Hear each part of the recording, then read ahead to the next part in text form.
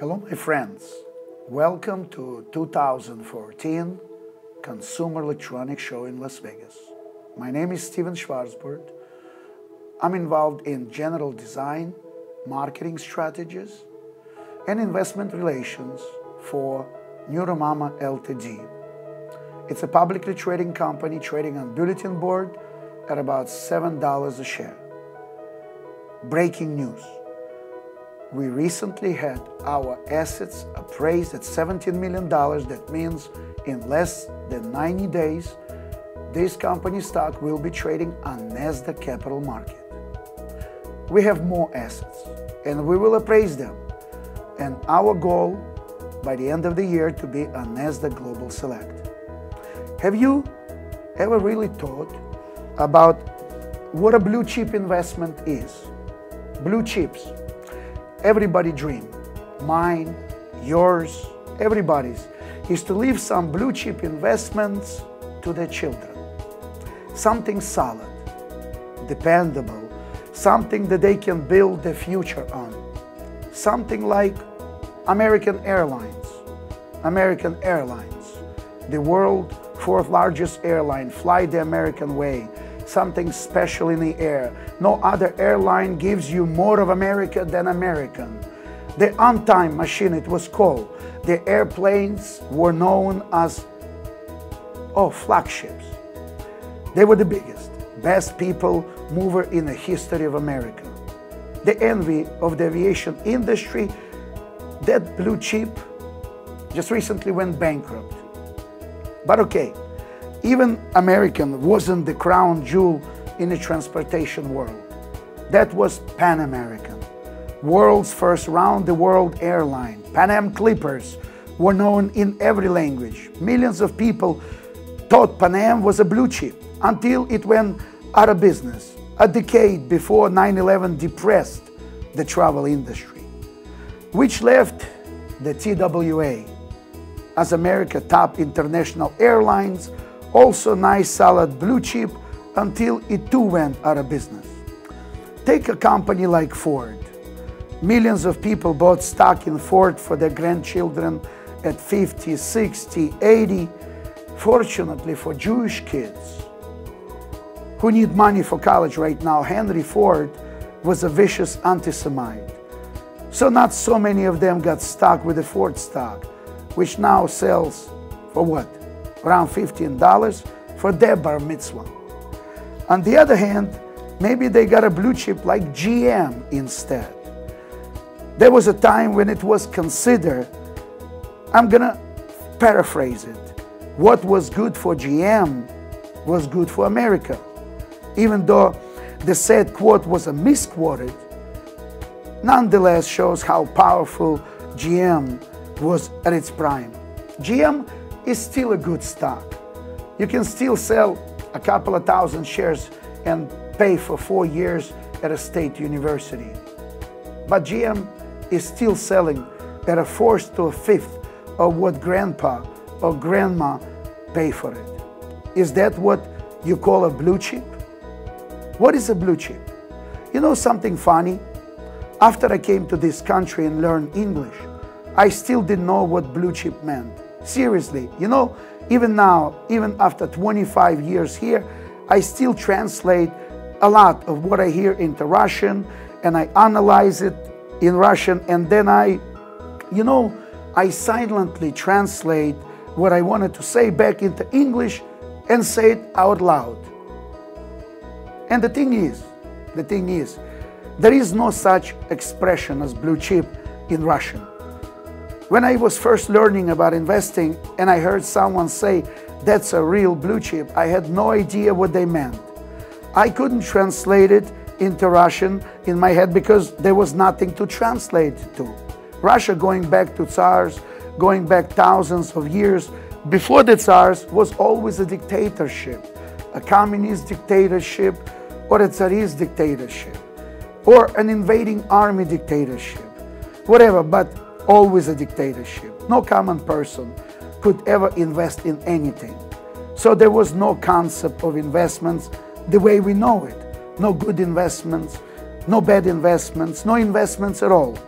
no blue chips or any other kind of a chip, unless you were a member of aristocracy or the Politburo. In that case, you had all the chips, and it didn't matter what color they were. So anyway, when I first heard someone say blue chips, I was like an apprentice customer, man, and I didn't want anyone to know how ignorant I was, so I pretended to know what they were talking about. Later, I looked it up in a dictionary, and the dictionary said blue chips sell at a high price because of public confidence based on long record of steady earnings. Blue chips sell at a high price because of public confidence based on long record of steady earnings. And for a long time, I believed that. For a long time, I believed that. But that was in the last century. Now we are in the 21st century. Well, airline stocks, God knows what they're trading for. Telephone stocks in the pink sheets. Big industrials like Ford at less than $20. Well, take a smart institutional investor like the University of California. Very conservative, invest only in what the dictionary would define as stocks with public confidence based on long record of steady earnings. In December of 2000, the University of California owned over 11 million shares of a so-called blue chip called Time Warner. The stock had a market value of about $800 million. 1 month later, as we all know, Time Warner engaged in the merger of the millennium with American Online, AOL. 2 years later, in April, the university had lost more than $450 million on this blue chip investment, and the Regents of University of California authorized the attorneys to sue AOL Time Warner for fraud. And $450 million was nothing compared to the billions a savvy investor like Ted Turner lost. So much for a dictionary definition of blue chip. Do you know what a blue chip really is? Very few people in the world know this. But it's okay. I'll tell you this secret. You can tell whoever you want. Most of them won't believe you anyway. What a blue chip really is, nothing more and nothing else, is someplace people put their money when they don't want to lose it. It's that simple. A blue chip is where people invest money they really don't want to lose. They really don't want to risk. A blue chip is an investment people perceive as rock solid and safe. A mattress or a shoebox, for some people, is a blue chip. You read about those people in newspapers when they die, usually in low-rent hotel rooms, and mattresses and suitcases full of cash is discovered, except if you're not insane. You know that a mattress or a suitcase or a shoebox is not some place to put money you don't want it to lose. Those things are flammable, or someone could break into your place and steal the money out of them. And even if the cash in the mattress never catches fire or gets stolen, it's losing its value every minute it sits there. There are only three things you can do with money. You can spend it, you can put it to work making more money, or you can sit on it and watch inflation destroy its value day by day, months by months, year by year, decade by decade. So sitting on this is not the answer. It's not the blue chip of anyone's dreams. A blue chip has to be an investment that will earn income with minimal risk. It has to be backed with something besides paper and promises. Paper and promises are what back blue chips like AOL, Time Warner, and Ford, which almost went bankrupt a few years ago by deciding to invest all the marketing money in e-commerce instead of modernizing and revitalizing their aging dealership network. So the question a smart investor like yourself, someone who is looking for a 21st century blue chip, has to ask himself is, where can I put my money to work for me and still keep it safe? Of course, there's still good stocks out there, good, solid, well-managed companies in industries that can never go out of style or be made obsolete by technology, like Prudential. Prudential, solid as a rock of Gibraltar. A lot of bad publicity over the past decades. Some brokers and auditors got greedy, dragged the company into some lawsuit, whatever. Still solid as a rock of Gibraltar. Well, I'm not sure what it's trading right now, but it's for a lot less than what it used to. And you know what Prudential did? They made a $700 million investment in News Corporation, a media and entertainment company. That's right. The Pru joined Morgan, GE Capital, Salomon Brothers, and all other big players that have gotten into entertainment and media industry in the past 2 years. And if you want to know why they did that, you came to the right place. Because I can tell you why. I can tell you precisely why. Remember I told you, I looked it up, blue chip in a dictionary, and I gave you that first definition? Now, if you want to know why Prudential and Morgan and GE and Salomon are going into entertainment and media business, you have to look at a second dictionary definition of a blue chip. And that second dictionary definition of a blue chip is still as true today as it ever was. And that is an extremely valuable asset or property. An extremely valuable asset or property. You know, I really like the sound of those words. I think I'll say them again. An extremely valuable asset or property. What could possibly be a more valuable asset or property than internet platform with search engine, a browser, email service, video on demand system that also broadcasts live television, online retail, a combination of eBay and Amazon that also ships to 150 countries, and infrastructure of social networks connecting people of the same profession, preference, and hobbies.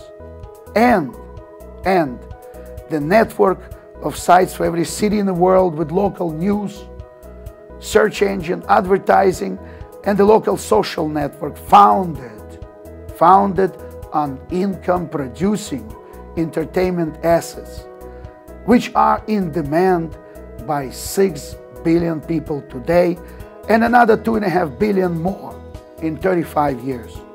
Okay, but there is more to this than television channels that we're launching and 6 billion potential viewers. There is an enormous profit in the business itself. You know how I say, kind of listen to me? Listen to me. This time, don't listen to me. Listen to PricewaterhouseCoopers, the second largest accountancy and a financial analysis firm in the world. 757 offices in 154 countries, almost 200,000 employees. When PricewaterhouseCoopers talks, the investment world listens, right? Here is what PwC said at its latest global entertainment and media forecast. It says that no matter what, whether the economy continued to recover or got worse, worldwide spending on entertainment and media is gonna jump to 2.3 trillions 2019. That almost $3 trillion, of which 700 billion, according to PricewaterhouseCoopers, 700 billion American dollars will be spent on digital entertainment delivered directly to the home. Think about it. What kind of a return on your investment in NeuroMama will a piece of that action generate? 1,000%? 2,000%? 5,000%. There is something else you should know. You have to know about the PricewaterhouseCoopers 2015 Global Entertainment Forecast. It's also said that between right now and 2015, Latin America and the Asia-Pacific area will be the entertainment consumer world's fastest growing regions, with annual spending increasing at more than double the United States 4.7 rate and EMEA's, Europe, Middle East and Africa rate. Okay? Latin America and the Asia-Pacific area, China, Brazil, Argentina, India, all countries where the rise in sheer unadulterated consumption is reminding most economists of nothing as much as the United States shift to consumption-driven society in 1950s. China, Brazil, India, all countries where Euromama strategic co-production and distribution contracts with well-established regional entertainment partners, okay, have huge competitive edge. Providing exclusive access to both area most valuable media libraries and fastest growing distribution networks. And meanwhile, the library, the Euromama Library of Entertainment Assets, with increase in the world population and computerized translation into every language known to a human, keeps going up in value. Have you ever heard of Bernard Baruch? Yes, I'm sure you have. One of the real financial giants, a Goliath. He was advisor to 5 presidents, Republican and Democrat. They all came to him for advice. He never wanted a fancy title or an ambassadorship or anything like that. He started out with nothing and made himself very, very rich, and what he wanted to do was share some of the wisdom he picked up on the road between being poor and being rich. And he made his first big money out west, Wyoming, I think, in mining. And all his life he loved the outdoors. So later, when he was an old man, he sit on a park bench in Central Park, and people would come from around the world, literally from around the world, and ask for his advice, for his financial secrets. And he tell them what he learned. And you know something? They weren't such big secrets. They weren't secrets like how to do this or how to manufacture that. They were like ideas, simple ideas about the right way to think in order to become financially successful. And there is one thing of his that I read in a New York paper a long time ago, and I liked it so much. It has so much meaning to me that I memorized it. Here it is. Here is what Bernard Baruch said. A man has to ask himself certain questions. Where do I want to be? How am I going to get there? What do I have to do to get myself from where I am to where I want to be? What is the first small step I can take to get moving?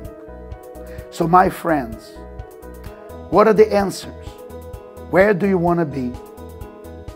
Do you want to be financially secure with a portfolio of income-producing investment backed by something as rock solid and irreplaceable as entertainment assets?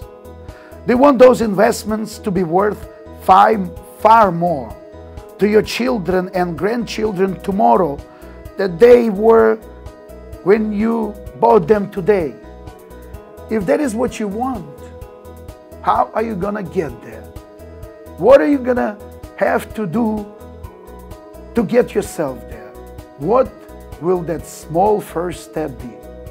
You know, really, everything that we've been talking and thinking about all this time is that first step, small first step.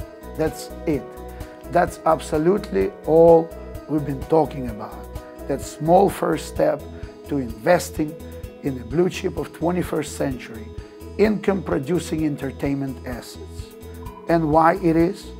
Why it is at this particular moment in time, Neuromama as one of the most rare of opportunities, an opportunity for someone like you or me or anyone with the brains to see as far as 2015, to get truly rich, to become really wealthy without risking more than a fraction, a tiny fraction of their current capital. And why Neuromama isn't just another passive distributor of single culture entertainment packages like Netflix, Amazon, Blockbuster, and all those other video on demand and streaming media vendors. And my friend, you need to understand and memorize that Neuromama is an active company, a proactive company.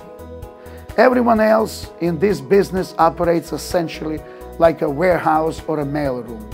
They license the rights to some DVDs or digital entertainment files, and they stick them into bright red envelopes or onto computer servers and push them out to the subscribers.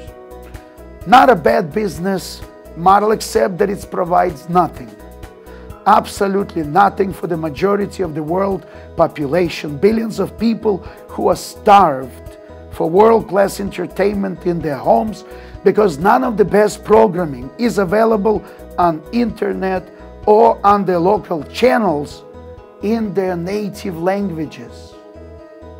Neuromama is an active, a proactive distributor.